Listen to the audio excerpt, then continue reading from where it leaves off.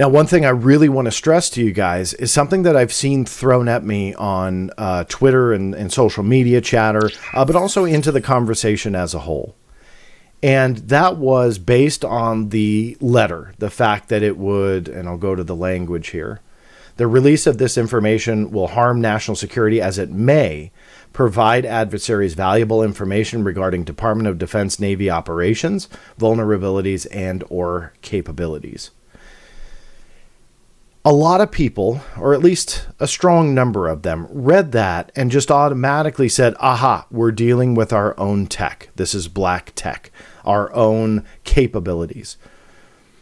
You guys know me where I nitpick every word, and I laugh because you have to. You have to do it in every case. It doesn't matter if it goes to support your theory or if it goes to crush your theory. You have to nitpick. And in this case, I do not agree with the automatic dismissal that this is now black tech, even though I get a lot of heat for bringing up the fact that that's part of the conversation and that it's possible that some of these cases absolutely are our black budget programs, technology that we don't know about yet, that even maybe certain people high ranking in the military don't even know yet and are encountering them on training ranges.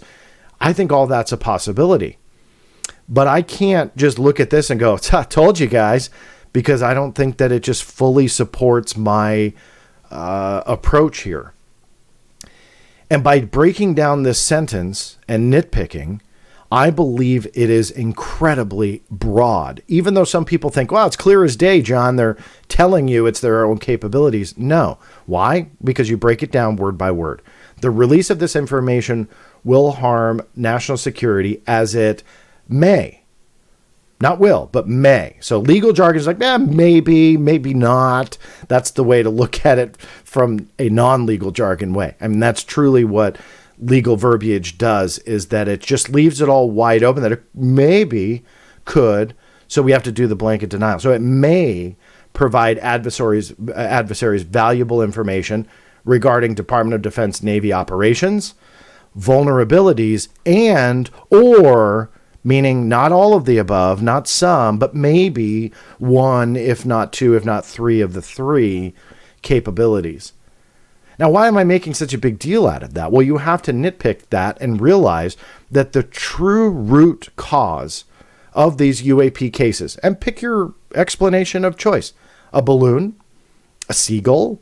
I've posted on Twitter, and this is actually true. A turtle can be what's called a range fowler.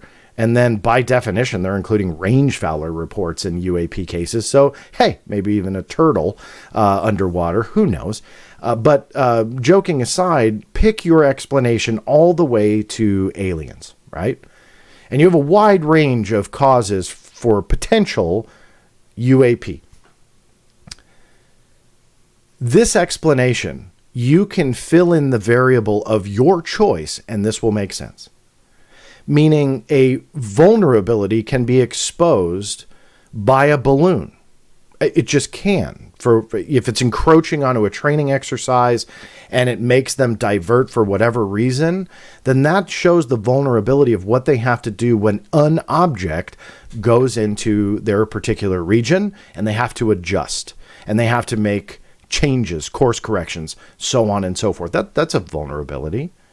Or drones. Lots of people like to say, UAP are just the advanced drones of the world, and they're able to encroach on naval training exercises. That's a vulnerability as well. But also capturing those drones on camera shows our capability. So obviously that is something that is exposed as well if they were to release everything.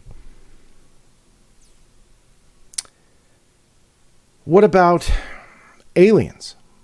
People love that theory too. Now, I'm not here to argue that it's alien, but let's just say that it is an extraterrestrial craft of some kind. Could that expose our capabilities to track or to not track such advanced technology? Absolutely. Could it expose our vulnerability wherein they're able to come in? Why could they come in? Because we have no certain defenses when they come in at a certain angle or a certain altitude or a certain altitude way above.